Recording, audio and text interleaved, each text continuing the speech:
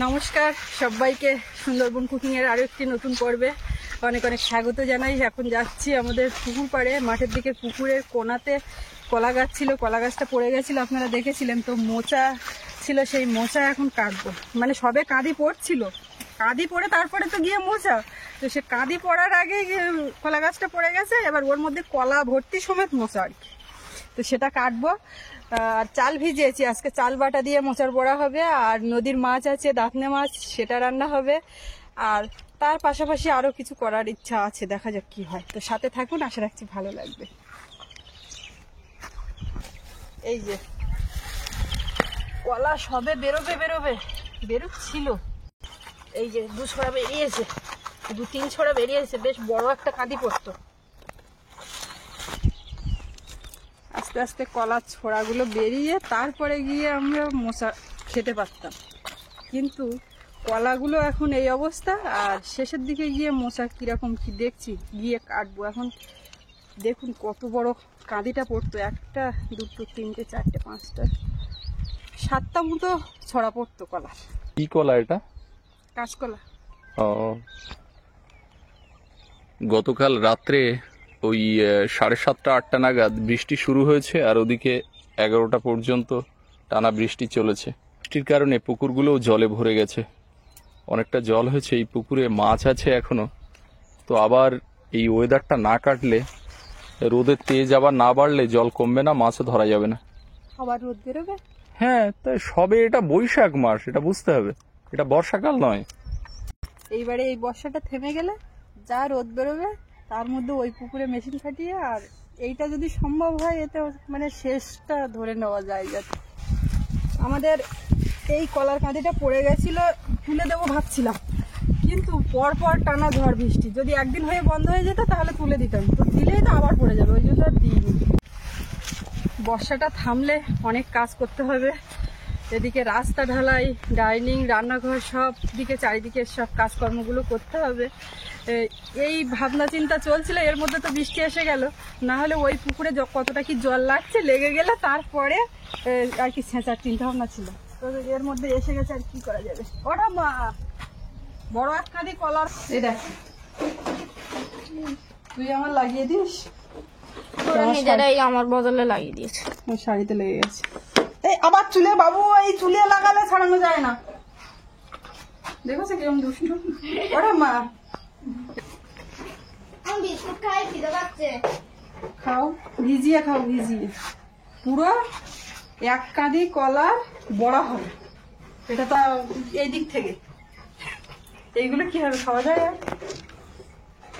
কুচিয়ে ভাজা করলে খাওয়া যায় না, খালি হবে কেন? এখন এই মশার এইটা কাঁদি কাঁচকলা। মজা কি করবে? মশাটা কি করবো, বড়া করবো। বড়া ভালো হবে তো। বাড়িতে বেসন ছিল না, তারপরে আমি বলি চাল ভিজিয়ে দিই, আতপ চাল ভিজিয়ে শিলে বেটে আর এই মশলাটা করবো। আর রান্না কি হবে?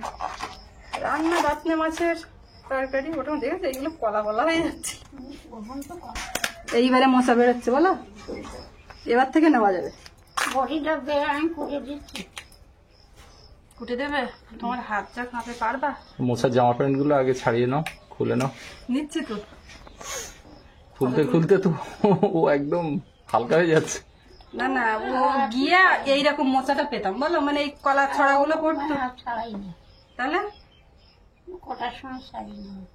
ওরে বাবা, কলাগুলো বেরিয়ে যেত, তারপরে 2-1 দিন আমাদের সব চিংড়ি টিংড়ি জোগাড় করতে দেরি হতো, তারপরে গিয়ে মোটাটা এই সাইজে চলে আসতো। মানে ওগুলো চারিদিকে এইভাবে ছড়িয়ে পড়তো। তুমি কি খাচ্ছ?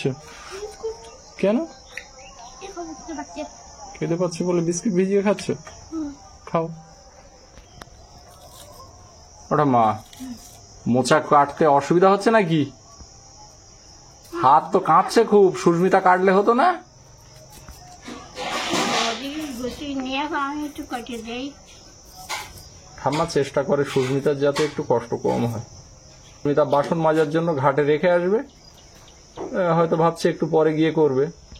কোন ফাঁকে ঠাকুমা গিয়ে সেই বাসন মাজতে বসে যাবে, আর সুস্মিতা বকাবকি করবে।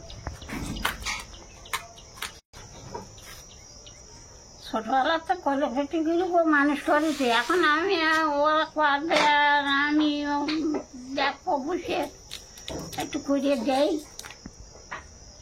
আর করার বয়স তো এখন আস্তে আস্তে কমে যাচ্ছে, আর এখন আর করলে হবে না, এখন দেখতে হবে নাতিপুতিরা কি করছে। সুস্মিতা, তোমার থেকে ঠাকুমা ভালো কাটে, দেখো। আমার ঠাম্মা তো ভালো, ঠাম্মা তো ভালো, ভালো বলেই ভালো কাটছে। ঠাম্মা যদি আমি তো ভালো না, ওই জন্য আমি ভালো কাটতে পারি না। ঠিক। ভাতটা আগে বসিয়ে দিয়েছিলাম, হয়েও গেছে, ফ্যান ঝেড়ে দেবো।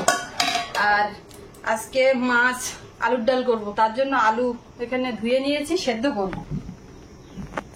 আমার ঠাম্মা এই কদিন বলছে, বলে তোর পিসি তোর কটা বড়ি দিয়েছে কের জন্য, ওগুলো কি করবি? তরকারিতে দিই না, মানে মাছটা রান্না হচ্ছে দেওয়া হয় না, তো ওইরকম ভাই আমার দেখি কালকে সন্ধ্যাবেলার দিকে বলছে। তাই আমি বলি তা আমি বড়িটা আজকে মনে করে রাখবো, তরকারিতে দেবো। তো ওই মাছ দিয়ে আলুর ডাল হবে, সঙ্গে বড়ি পড়বে, টমেটো দিয়ে রান্না হবে। আর একটুখানি আম আছে, কাঁচা আম, আমের চাটনি করব, আর পাঁপড় ভাজবো।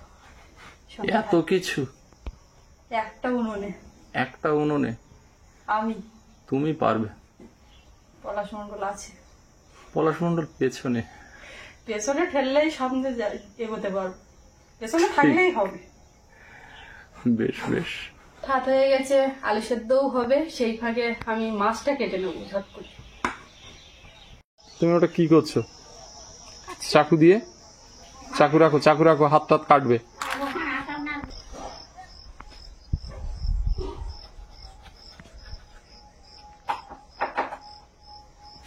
সুস্মিতা, বাইরে এগুলো কি রৌদ্রে দেওয়া? ওরে বাবা, এ পোস্ত, চাল মগজ এইসব দেখতে পাচ্ছি তো।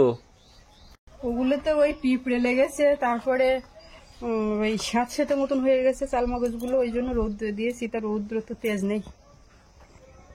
আকাশের অবস্থাটা দেখুন, যে কোনো মুহূর্তে কিন্তু আবার বৃষ্টি নামতে পারে।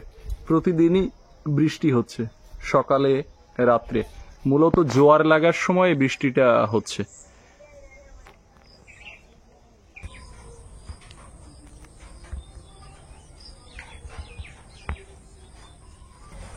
দাঁতনে মাছ, নদীর দাঁতনে, এখন এই মাছটা কাটবো।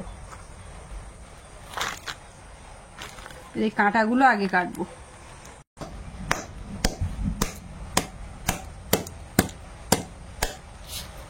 ওই রান্নাঘরে দেখো, ওই বেড়ার গায়ে আছে আঁশতলার, সেই এটা একটু এনে দাও তো।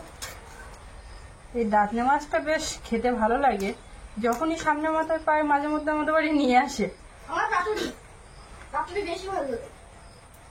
তো এই মাছটা কাটাও কম, ভেটকি মাছেরই মতো একরকম,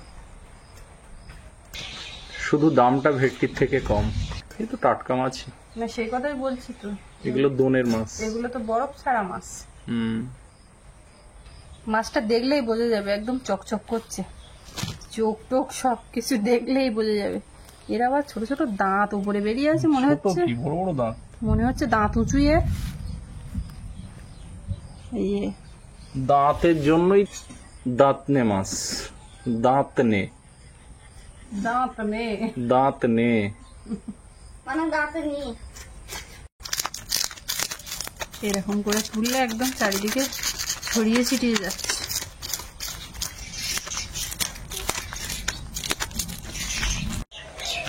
মাছটা পেটি বের করে কাটবো।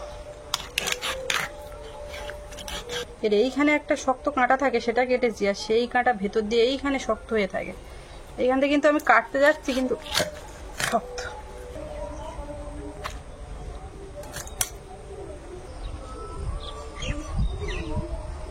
একটু আস্তে আস্তে জিনিসপত্র তো রাখা যায়।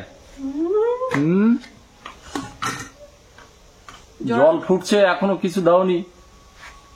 জলে দেবো বলেই তো খোঁজাখুঁজি চলছে। কত আগে হ্যাঁ বলেছি তোমার জলের মধ্যে এবারে এই মোচাটা দেবো, একটু হলুদ দিয়েছি, ভাপিয়ে নেব। বেশ। হ্যাঁ বলা মানে হচ্ছে সিগন্যাল দেবো। এবার তুমি কিছু বলো, কিছু করো, হ্যাঁ হুম মাঝে মধ্যে কিন্তু থেকে যায়। ক্যামেরা রেডি, অতএব আপনি কিছু বলুন, আর আমাদের সিগন্যালটা হচ্ছে হ্যাঁ বা হুম। তো এগুলো মানে আমাদের যে ক্যামেরা করে তাদের যা থেকে যায় ভিডিও এডিট করার সময় কাটাকাটি করতে করতে কাটতে কাটতে ইয়ে হয়ে যায়। পরের দিন এসে বলবো তুমি হ্যাঁটা বলে তারপর ক্লিক করতে পারো না, এইরকম চলে আর কি। তা তুমি তো অনেক পুরানো, মানে তোমার হাত ধরে ইউটিউব তুমি তো ঠিক করবে, তুমি তো সবকিছু সবাইকে শেখালে না। ও ভিডিও মানে করলে আর কি এডিট করতে কোনো সমস্যা হয় না, যেটুকু ভিডিওর দরকার যে টাইমটা ভিডিওতে থাকে তার থেকে মিনিট দেড়েক আর কি মানে ভিডিওটা বাড়ে। আর অন্য কেউ যে সমস্ত আমাদের অনেক কটা ক্যামেরা করা ছেলে এসতে গেছে, তো তারা করলে কি হয় মানে 30, 40, 50 মিনিটেরও ভিডিও হয়ে যায়। এবার সেইটা মানে এডিট করতে কি রাখবো আর কি ছাড়বো কোনটা কি করব, ওর থেকে অর্ধেকে নিয়ে আসা মানে কতটা টাফ, অনেক সময়ও লেগে যায়। তো এখন এই কটা দিন ও করছে আর আমি এডিট করা মানে ওই কাটাকাটিটুকু আমি করছি, তো কষ্ট হচ্ছে না অতটা। এখন এই চাল ভেজানো, বাড়ির চাল, আতপ চাল বাড়বো। মাটির ঘর হলে ইঁদুর একটু সুযোগ নেবে। দেখেছো খুব শীঘ্রই এটা রাব ঢালাই দিয়ে দিচ্ছি এবং মেঝেটাও করে দেবো। এখানে এক্ষুনি পা দিলাম আর পাটা ঢুকে গিয়ে আর ওই হলো মানে এর নিচে ঢুঁড় হয়ে গেছে। ফেলা মাটি, আলগা মাটি তো হবে তো। ঝপ করে চালটা বেটে নিই, ওদিকে আলু সেদ্ধ হয়ে গেছে, মাছ কাটা কমপ্লিট, সব মোটামুটি রেডি। আর মোচাটা ভাপানো হচ্ছে, ঝটপট করে হয়ে যাবে আজকে। ওরা মা তুমি আর সৌরভ চান করো নাকি? নাচের যেমন ছন্দ থাকে, মশলা বাটারও বোধহয় একটা ছন্দ থাকে, এই সেটা একটু ভালো করে দেখলে বোঝা যায়। ওই দেখা চোখ দিয়ে তুমি দেখো। ছন্দে ছন্দে দুলে আনন্দে আমি বুনো ফুল। ও রম্বা ঠাম্মা তোমার রসের নাগর। ছন্দে ছন্দে দুলে আনন্দে আমি বুনো ফুল গো। তো চান করতে বললাম তুমি আমার আলু ছাড়াচ্ছ। ওই জল দিও না, আলু জল দিতে লাগবে না, পুরো একদম শুকনো শুকনো। ঠাকুমা যা কাজ করে হ্যাঁ। তাতে ওই সেই কুমার শানুর গানটা মনে আসে। কে বলে ঠাকুমা তোমার বয়স পেরিয়ে গেছে 80? হাত একটু কাঁপে বটে, হাত কাঁপার জন্য হয় না, কিন্তু না হয় তাই তুমি তো বন্ধ রাখো না কোনো কিছু দেখছি। তা আলুটা তো আমি ছাড়াতে পারি, তুমি রাখো না ওটা মা। ও ভালো আলু ছাড়ায়। দেখো কোনো ফাইন ছাড়িয়ে দেবেন, আগের দিন আলু ছাড়িয়ে আবার আলু ভেঙে দেবেন। হলুদ লবণ হাত দিয়ে ভালো করে মাখিয়ে দিই, তেল দিয়ে দেবো,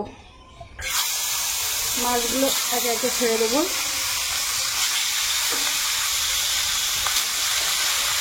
মাছটা উল্টে পাল্টে ভেজে নেব। মাছটা এদিকে ভাজা হয়ে গেছে, উঠিয়ে নেব। আর এক ফাঁকে এদিকে পেঁয়াজ রসুন কাটছিলাম। মাছের ঝোলটা করব মানে আলুর ডালটা আগে করব, তারপরে হবে মোচার বড়া। আম এখনো কাটা হয়নি। ওদিকে ঠাম্মা আর সৌরভকে চান করতে পারে না।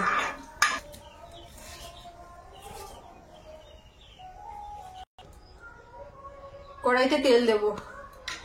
আর আজকে বড়ি দিতে একদম ভুলে যাবো না, এই যে বড়ি সঙ্গে নিয়ে হালকা করে বড়িটা ভেজে নেব।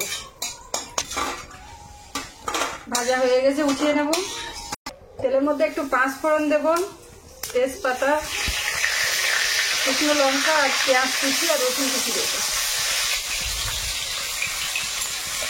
ভেঙে দেবো। ও ছাড়িয়ে দিয়েছে কিন্তু আজকে আর ভেঙে দিইনি। ফোন এসেছিল একটা, হুট করে উঠে গেছে। আমি এখন এই আলুটা ভালো করে ভেঙে নিই। আলুর ডাল মানেই তো জানেন কেমন খাওয়া, একদম পাতলা করে আলুটাকে। টমেটো দেবো আর 2টো লঙ্কা কাটতে পেরেছি, এখন লঙ্কা কেটে উঠতে পারিনি। লঙ্কাও দিয়ে দেবো। তো এবারে আলু দেবো।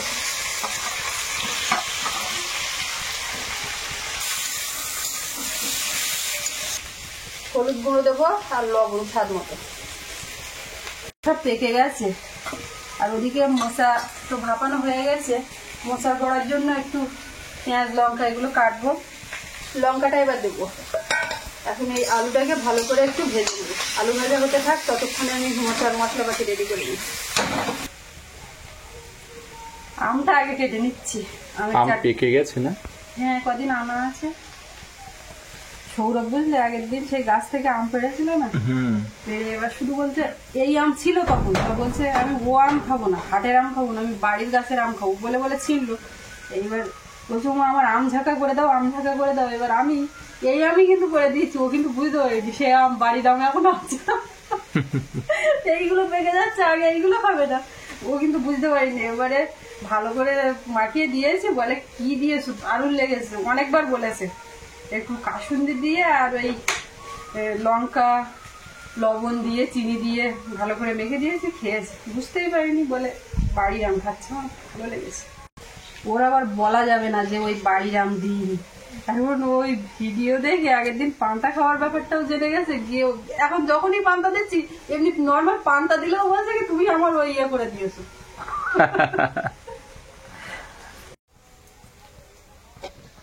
কত করে ঢালবে নাকি জল? ওই একেবারে পান্নাটা দিয়ে ভালো করে লাল লাল করে ভেজে নিয়েছি, এবার জল। আলুর ডালে কিন্তু এরকমই জল ঢালতে হয়। ঝোলটা ফুটে গেছে, এবারে ভাজা মাছগুলো দেবো। বড়িটাও একবারে দেবো। আমার ঠাম্মা বলেছে, বলে আগে যেন একদম বড়ি দিবি নেই, বড়ি মাছের সঙ্গে দিবি গলে যায়। পিসিদের বাড়ি খেয়েছে। এই বড়িটা কিন্তু ছোলা কচুর বড়ি, কুমড়োর না। আলুর ডালটা হয়ে এসছে, এবারে জিরে গুঁড়ো দেবো, দিয়ে নামিয়ে দেবো। বাবু, আগের দিন বাড়ির আমটা কেমন লাগলো? খুব ভালো না? তা তো গাছ যাবে, থেকে কাঁচা আম পাকতেই আমটা পেকে গেল। ওই আমগুলো তাড়াতাড়ি পেকে যাবে মনে হচ্ছে না? তুমি এখন হাত দিয়ে পাকা আম খাও। কল করে সে নিজে দেখেছে, বলে ওমা তোমার আরো হাতের কাছে দেবো, ওখান থেকে ভরে ও ওই ট্যাপের থেকে ও আবার এই মটকাটা লাগিয়ে দিয়েছে, দিয়ে এবার ওই করেছে। একটা তুলে নাও, নিয়ে আমি ওই ইয়ে করবো, চাটনি করবো। বড় মা, আচ্ছা ঠিক আছে, আমার ওইদিকে প্রায় একটু টকটক আছে। বাড়ির আমের মতো লেগেছে।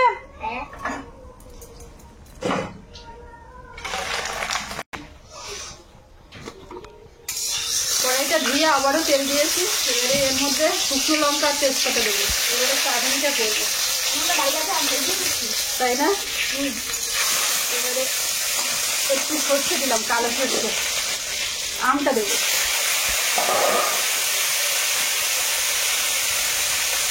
লবণ দেবো অল্প করে, আর একদম সামান্য একটু হলুদ। আমটা একটু ভেজে নিয়েছি, এবারে জল দেবো। মশাটা একটু চেপে এবারে জলটা বের করে দিচ্ছি, ঠান্ডা হয়ে গেছে বেশ। জল চেপে একেবারে চাল বাটার মধ্যে নেব। আম খাচ্ছো? বাড়ির আম খাচ্ছে না। স্বাদ মতো লবণ দেব, একটু জিরে গুঁড়ো, ধনে গুঁড়ো দিলাম, এবার হলুদ গুঁড়ো। আর এখানে আছে পেঁয়াজ, আদা আর দুটো কাঁচা লঙ্কা দিয়েছি, বেশি না দেব। আদাটা গ্রেট করে দিয়েছি এর মধ্যে। একটু চিনি দিয়ে এবারে ভালো করে মাখবো। চিনিটা দিলাম স্বাদটা ব্যালেন্স করবে, হালকা একটু তেতো তেতো লাগবে কাঁচকলার মশা, তো সেই জন্য তো সেটা আর লাগবে না। আর এই চাল বাটা দেওয়া হয়েছে, বেশ মুচমুচে হবে। আমটা একটু গুলিয়ে দাও, একটু ঝোলা ঝোলা মতো। আমি আরো ভাবছিলাম আজকে গোটা গোটা খাবো। না না, একটু ঝোলা মতো করো। গলিয়ে দিলে অল্প করে একটু চিনি দিলাম, আমটা পেকে পেকে যাচ্ছিল, মিষ্টি মিষ্টি আছে, আর ওর তো একটুখানি টক টক না হলে হয় না। চাটনিটা হয়ে গেছে, এবারে সাদা তেল দেবো। বড়া ভাজার পরে এখন একটু পাঁপড় ভাজিয়ে আছে, পাঁপড় আছে খাওয়ানো সন্ধ্যাবেলার দিকে বলবো। সন্ধ্যাবেলার দিকে বসে বসে পাঁপড় ভাজা খাবো ওখানে। আর বর্ষা হয় তো, দেখা যাক আজকে বর্ষা হয় নাকি। বর্ষা প্রতিদিনই হবে এখন, বর্ষার মধ্যে 3-4 দিন ভাজাভুজি চলবে। কিছু একটা হলে ভালো হয়। একটু হাত দিয়ে এইভাবে চ্যাপটা চ্যাপটা করে দিয়ে দেবো। ওটা মা, স্নান হয়ে গেছে, চাপ দিলে ওদিকে রান্নাও হয়ে গেছে। তুমিও বড় মার সঙ্গে স্নান করে নিয়েছো? বেশ। ওই চাকুটা নিয়ে তুমি বেশি ওস্তাদি করো না, হ্যাঁ? এই মুহূর্তে রোদও নেই, বৃষ্টিও নেই, একটা মেঘলা ওয়েদার, গরমের থেকে অন্তত স্বস্তি। অন্য বড়া হলে তখন তো কিছু বলো না, মশার বড়াতে কি ছোট দাও মানে সবই তো সমান। একটু মজা বেরিয়ে থাকে তো সেগুলো বুঝে যায়, এর ভিতরে থাকলে খেতে কোনো অসুবিধা হয় না। তোমার এখানে না রাখলে ভালো হতো, একদিকে ভাজা হচ্ছে আর একদিকে এক খোলা ভেজে ওদেরকে খেতে দিলাম।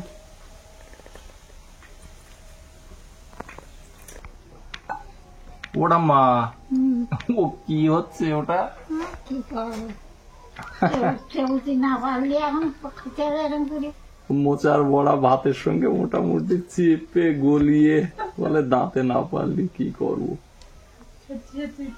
আর একদিন চাউমিন খাচ্ছিল দেখেছিলে, চাউমিন এরকম চেপে হাত দিয়ে চটকে, লম্বা চাউমিনটাকে গুলিয়ে এক জায়গায় ভাতের থেকেও ছোট করে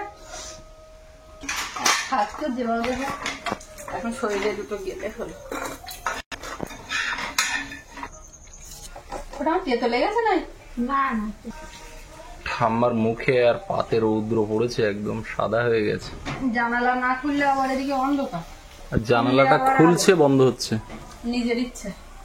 আর সূর্যও সেরকম, কখনো রৌদ্র দিচ্ছে কখনো মেঘে ঢেকে যাচ্ছে। আর কি বড়া? বড়া লাগবে?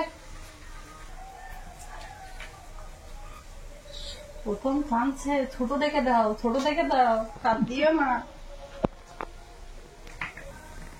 আমার আর দেবো দাঁতে পাচ্ছে নরম যা। আরেকটা দেন বাবু, হয়েছে খাওয়া? মাছের তরকারি আবার দিচ্ছি না। বড়ি দেখ কিরকম গলে গেছে, বড়ি ভেঙে যাচ্ছে, মাছের সঙ্গে দিয়েছি কিন্তু। ওরা মা মাছের সঙ্গে দিয়েছি, দিয়ে জিরের গুঁড়ো দিয়ে নামিয়ে দিয়েছি, কোনো দেরি করিনি, ভাঙে নিয়ে নাড়াচাড়া করতে গিয়ে যা ভেঙে যাচ্ছে। ওই ওলাবার টাইমেই আমি দিলাম, আর কিছু তোমার আমি দিচ্ছি না। আমি মাখিয়ে দিতে গেলে ওটা কোনো ঝোল লাগবে না, হলে ভাত ভিজবে না। না এবার দিয়েছি। আমার শোনা ছোট থেকেই মানে আলাদা করে যে বাচ্চাদের ধুয়ে টুয়ে খাওয়ানোর ব্যাপার সেরকম কিছু কিন্তু কখনো করা হয় না। আমরা যা রান্না করি যা খাই যেরকম ও সেইভাবে খেয়ে অভ্যস্ত, অসুবিধা খুব একটা হয় না। তুই করার কোনো ছাড়ই পাবো না। বলো, নাও।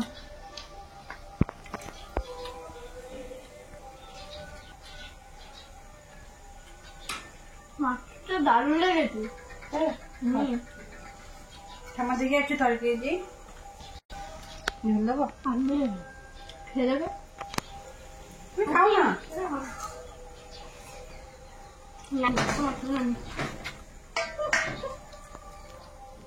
বাচ্চারা কাচ্চা খাওয়ানোর সময় ডান সাইড দিয়ে দিতে নেই। আমি তো তোমার মেয়ে বাচ্চা, তাই তো? তাহলে ডান সাইড দিয়ে দিলাম, কিন্তু অসুবিধা হবে না। তুই অতটা মাছ আমার মুখে দিয়ে দিয়েছিস। মাছটা সত্যি হেভি, একদম নদীর মাছ, টাটকা মাছ, বরফ ছাড়া মাছ। এখানে যখন মাছ মেলে তখন বেশ ভালোই পাওয়া যায়, আর যখন হয় না মরানি চলে তখন আর চারিদিকে ঘুরে আসলেও কোনো কিছু পাওয়া যায় না।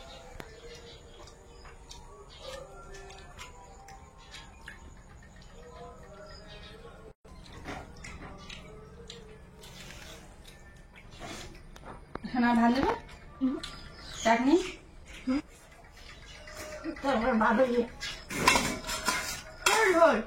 শুধু ঝোল। তা খেয়ে নিলে নিতে পারতো তো, ওর সঙ্গে নিয়ে মেখে যাবে, ওর সঙ্গে মেখে মেখে যাবে। ওরে বাবা, তোর বাবা ওইরকম খাচ্ছি খা। তো এবারে আমরাও খেতে বসবো আর পর্বটা এখানে শেষ করব। আপনাদের কেমন লাগলো কমেন্টে জানাবেন, আর সবাই ভালো থাকবেন। দেখা হচ্ছে আগামীকাল। আর এতক্ষণ সাথে থাকার জন্য সবাইকে অনেক অনেক ধন্যবাদ।